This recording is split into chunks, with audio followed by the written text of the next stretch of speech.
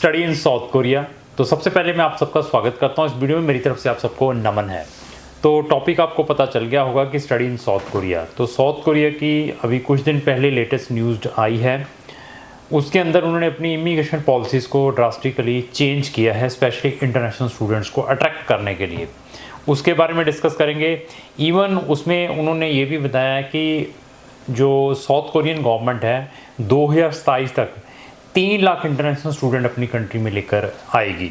तो अभी new changes क्या आई हैं उसके बारे में डिस्कस करेंगे। न्यू चेंजेस क्या आई हैं पोस्ट स्टडी परमिट के बारे में, और जो फंड्स दिखाने पड़ते हैं जब आप अपना वीज़ा अप्लाई करते हैं, जब वहाँ पर अपना एडमिशन अप्लाई करते हैं, उसको उन्होंने रिड्यूस किया है और उनके वर्किंग आवर्स को इंक्रीज़ किया है। तो ये एक फेवरेबल न्यूज़ है उन इंटरनेशनल स्टूडेंट्स को जो साउथ कोरिया में हायर स्टडीज़ के लिए जाना चाहते हैं। इवन अगर आपकी डेस्टिनेशन साउथ कोरिया में हायर स्टडी की है तो हमारी एक डेडिकेटेड प्लेलिस्ट है स्टडी इन साउथ कोरिया। उसके अंदर आपको नंबर ऑफ़ हमारी वीडियोस मिलेंगी रिलेटेड टू साउथ कोरिया और सक्सेस स्टोरीज भी मिलेंगी। तो अगर आप उनको वॉच करते हैं, करने के बाद आपको आइडिया हो जाएगा कि हमें साउथ कोरिया में पढ़ने के क्या बेनिफिट मिल सकते हैं और कौन सा कंसल्टेंट है इस जो स्पेसिफिक कंट्री को प्रॉपरली या सिस्टमेटिकली करता है। ये जो मैं चीज़ों के बारे में बताता हूँ ये कहाँ से आती हैं, क्योंकि हम वर्ल्ड वाइड कंट्रीज़ के जो न्यूज़ है इमिग्रेशन से रिलेटेड जहाँ इंटरनेशनल स्टडीज़ से रिलेटेड वो हमारे पास आते हैं। आने के बाद वो हम इमीडिएटली अपने प्रोस्पेक्टिव जो हमारे व्यूवर्स हैं उन तक लेकर आते हैं। हमारी जितनी भी वीडियोस रहेगी ऑलवेज इंफॉर्मेटिव रहेगी। हम ये नहीं कहते कि आज ये दबादब आपका ये बच्चे का वीज़ा आएगा तो आपका भी आएगा ही आएगा और गारंटियाँ या वारंटियाँ से आपको मोटिवेट करेंगे। तो साथ में इस वीडियो में मैं ये भी बता दूँ कि जो बच्चे रियली लाइफ में अच्छी कंट्री में या अच्छी यूनिवर्सिटीज़ में पढ़ना चाहते हैं, या रियली वो बच्चे चाहते हैं कि मैं उस कंट्री में जाऊं यहाँ पर मैं अर्निंग कर पाऊँ। मैं बहुत सारी कंट्रीज़ में बच्चों को पढ़ने के लिए भेजता हूँ, 100 कंट्रीज़ का हमें एक्सपीरियंस है। तो मेरे एक्सपीरियंस के अकॉर्डिंग साउथ कोरिया बहुत ही बढ़िया डेस्टिनेशन है आज की डेट में। उसके पीछे रीज़न क्या है? उसके पीछे रीज़न ये है कि एक तो इकोनॉमिकल है, if we will compare with another countries. दूसरा, आप वहाँ पर जॉब अगर आपको मिलती है तो you can make a lot of money. ठीक है, उनके जो वर्किंग आवर्स इंक्रीज़ हुए हैं, पोस्ट स्टडी परमिट इंक्रीज़ हुआ है और इंटरनेशनल स्टूडेंट्स के लिए उन्होंने अपने डोर ओपन किए हैं।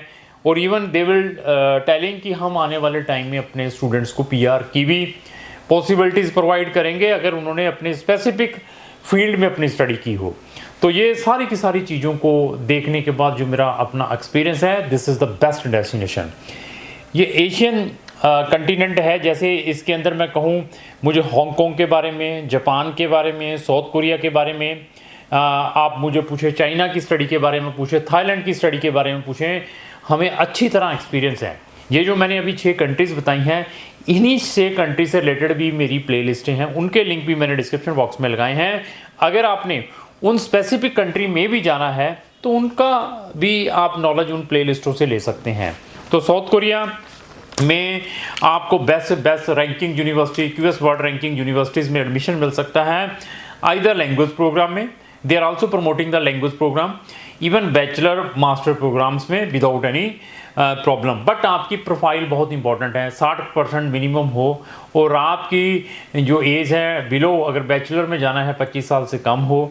ये सारी चीज़ों को हमें चेक करना पड़ता है। ऐसा नहीं है कि मैंने अभी वीडियो बना दी है, सामने वाला उठा है, सर मैंने जाना है 50% नंबर है, 55% नंबर है, आर्ट्स का किया हुआ है और कहे कि मैंने साउथ कोरिया में जाना है, इंग्लिश आती नहीं है, तो वो स्टूडेंट्स का एडमिशन आना there is a very big challenge और बहुत डिफ़िकल्टीज़ रहेंगी उनको वीज़ाज़ के लिए भी।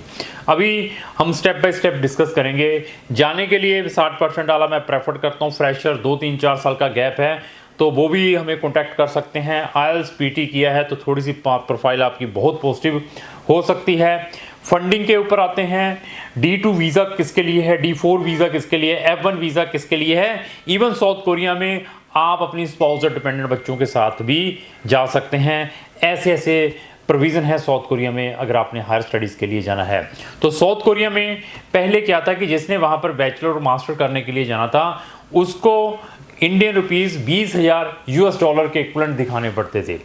तो 20,000 यूएस डॉलर के इक्विवेलेंट आप 18 लाख रुपए लेकर चलो कि 18 लाख रुपए दिखाना पड़ता था।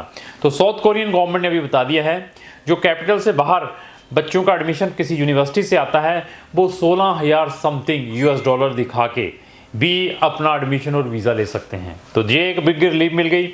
जो बच्चे लैंग्वेज प्रोग्राम के लिए जाना चाहते थे वहाँ पर, तो उनको 10,000 या 12 या 10,000 मतलब ये लेकर चलो 8 लाख इंडियन रुपीज़ दिखाना पड़ता था, 9-10 लाख रुपए दिखाना पड़ता था, जिसको उन्होंने अभी 7 से 8 लाख रुपया कर दिया है।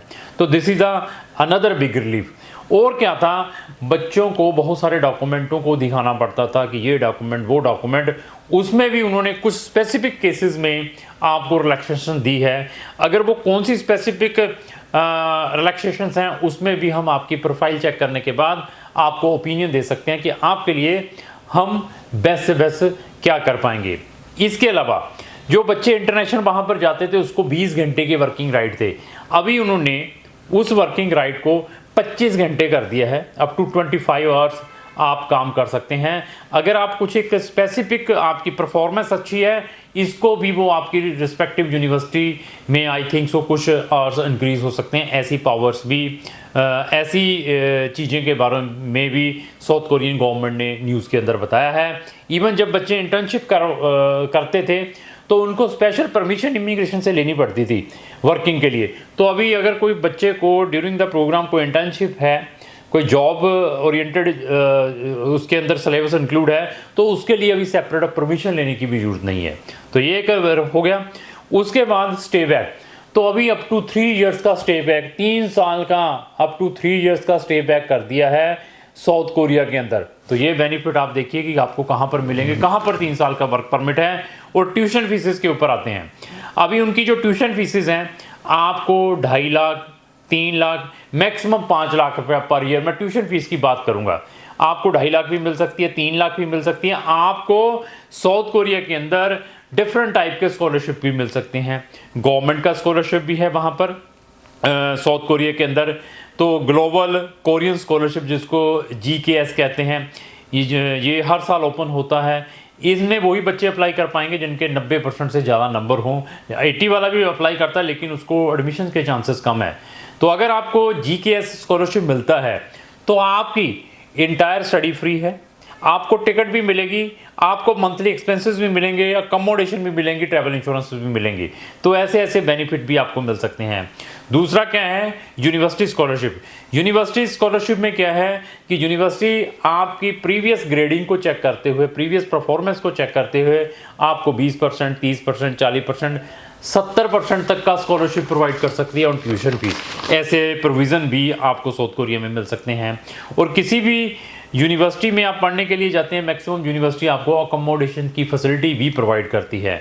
तो अभी डिपेंड आपके ऊपर है, तो आपने किस तरीके से और कौन से कंसल्टेंट के थ्रू अपना साउथ कोरिया का अपना स्टूडेंट वीज़ा या वहाँ का एडमिशन अप्लाई करना है। इसके अलावा टॉपिक किन के लिए एप्लीकेबल है, TOP के टॉपिक 3, टॉपिक 1, टॉपिक 5, टॉपिक 4, इनमें भी हम आपकी हेल्प करते हैं कि आपको ये करना चाहिए, या आपको लैंग्वेज के वीज़ा पर जाकर वहाँ पर ये सारी चीज़ों को करना चाहिए। इनमें भी हम आपको गाइड कर सकते हैं कि आपके लिए क्या है।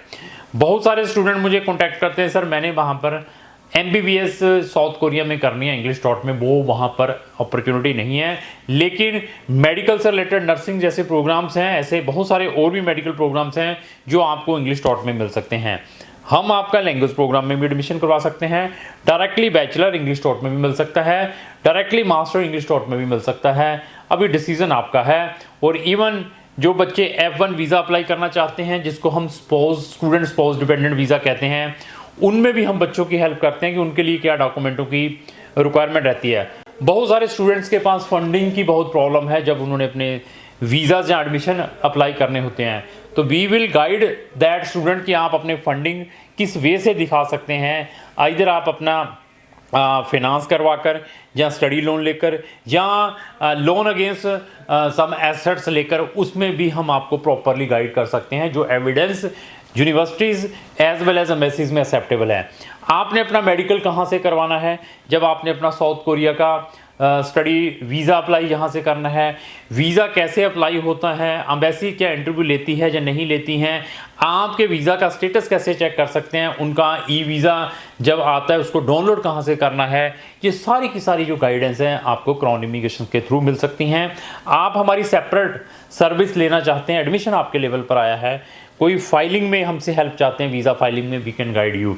इवन आप वहाँ पहुँच चुके हैं, अपने डिपेंडेंट मीन्स अपनी स्पाउस को, अपने बच्चों को वहाँ पर F1 वीज़ा पर बुलवाना चाहते हैं तो उनमें भी हम आपकी हेल्प कर सकते हैं। कोई टूरिस्ट वीज़ा साउथ कोरिया का अप्लाई करना चाहते हैं अपने पेरेंट्स, अपने स्टूडेंट, अपने दोस्त का, उसमें भी हम आपकी हेल्प कर सकते हैं। ऐसे बहुत सारे ऑप्शंस आपको क्राउन इमिग्रेशन के थ्रू मिल सकते हैं।